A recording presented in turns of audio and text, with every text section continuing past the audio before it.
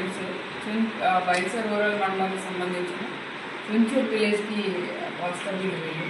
So వీళ్ళు ఏం చేశారంటే వీళ్ళ న్యూ ఇయర్ సెలబ్రేషన్ బాగా మంచిగా చేసుకోవాలంటే ఏదైనా టెంపుల్లో టెస్ట్ చేయాలి అనేసి వాళ్ళు అనుకున్నారు.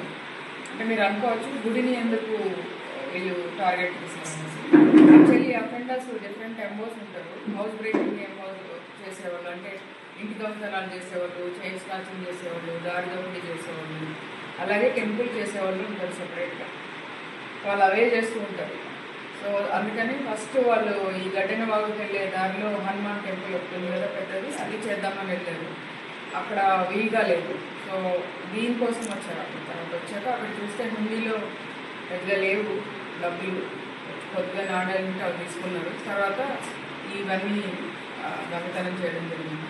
ఏంటంటే న్యూ ఇయర్ సెలబ్రేషన్ కోసం మనకు వచ్చిన కంప్లైంట్ వచ్చిన వెంటనే మన ఏఎస్పీ అవినాష్ కుమార్ గారి ఆధ్వర్యంలో టౌన్ సిఐ గోపీనాథ్ ఒక టీం ఫామ్ చేశారు. ఆ టీం అంతా కూడా వీళ్ళు ఆ ఏరియాలో యాక్చువల్లీ అన్ఫార్చునేట్లీ ఆ టెంపుల్లో సీసీ కెమెరాస్ లేవు. మనం రెగ్యులర్గా వాళ్ళకి నోటీసులు కూడా ఇచ్చాము సీసీ కెమెరాస్ పెట్టుకోమని. సో ఇమీడియట్ క్లూ రాలేదు. చాలా కష్టపడి బయట మొత్తం దాన్ని అడ్జస్ట్మెంట్ ఏరియాస్లో ఎక్కడెక్కడ సీసీ కెమెరాస్ ఉన్నాయని చూసి తర్వాత రకరకాల మనుషులతో మాట్లాడి human intelligence and CC cameras దీంతో ఒక క్లూ వచ్చింది మనకి. ఒక అతను ఆ రోజు కొద్దిగా పసుపు కుంకుమ బట్టలు కనుక్కొని తిరిగాడు అనేసి. సో దాన్ని తీసుకొని మన టీమ్ మెంబర్స్ అందరూ కలిపి బాగా వర్కౌట్ చేశారు. వితిన్ 48 hours అక్యూజ్డ్ని ఇద్దరిని అరెస్ట్ చేశారు. తర్వాత వాళ్ళని యాజ్ ఇట్ ఈజ్ ఆ టెంపుల్లో ఏదైతే పోయిందో అవన్నీ కూడా రికవర్ చేశారు.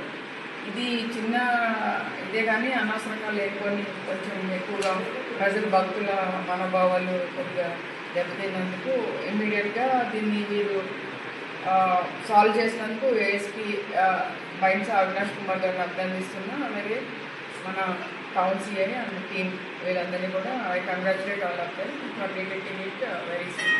Thank you.